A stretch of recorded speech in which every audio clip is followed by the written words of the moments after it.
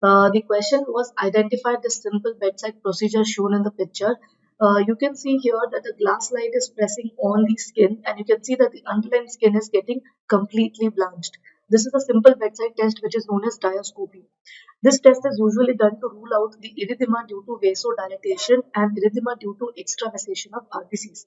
If there is complete blanching of the underlying tissue, this indicates that we are dealing with just vasodilatation. So on pressing, there is vasoconstriction and the redness is gone. But if the redness is due to extravasation of RBC, what will happen? You will see that there is incomplete blanching.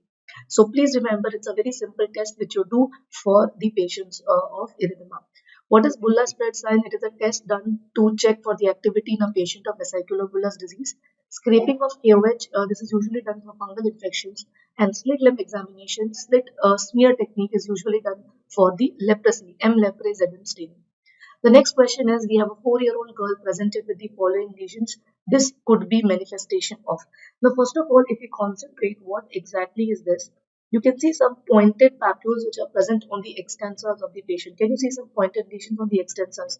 This is actually phrinoderma.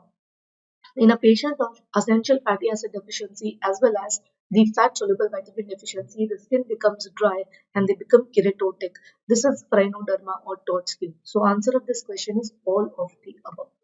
The keratotic papules can occur on elbow, knee, and the lateral part of the thigh, and this is because of the deficiency of fat soluble vitamins and essential fatty acid. The next question is, which nutrition deficiency can occur in a people consuming the following? So just have a look on this image. You can see a maize. Now they are asking you that if a patient consumes maize, he is prone to get what type of nutrition deficiency? Please remember, maize is a very poor source of tryptophan. If somebody consumes less tryptophan, the amount of niacin, because tryptophan is a precursor of niacin, less tryptophan, less niacin, giving rise to niacin deficiency, which is pellagra. There's a classical triad of pellagra, that is, you have diarrhea, dermatitis, dementia, and if you do not treat this patient, they can die. Other causes of the vitamin B3 deficiency is the patient who consumes jawar, which contain leucine, which inhibit the absorption of tryptophan, leading to deficiency of niacin. Okay, so we have already discussed that because it is a poor source of tryptophan, the niacin deficiency occurs. Another question, a 6-month-old infant who is weaning has initiated. It means we are reducing the mother's milk and we are putting the patient on the top feed, presented with diarrhea and following cutaneous lesion. If you clearly observe here in this image, you can see that the dermatitis is localized around the orifices.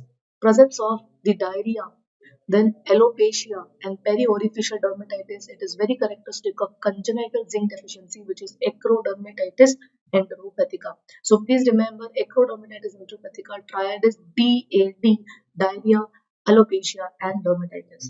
Another question is, we have a 25-year-old patient who presented with the hair loss to your clinic. She gives a history of thyroid disease around 6 months. What is your clinical diagnosis?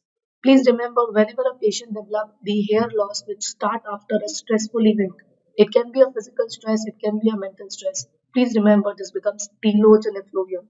Whenever there is stress, what does the body do in response to stress? It avoid or stops the unnecessary wastage of energy. Please remember, our energetic phase of the hair consumes a lot of energy. So during a stressful event, there is premature cessation of energetic phase.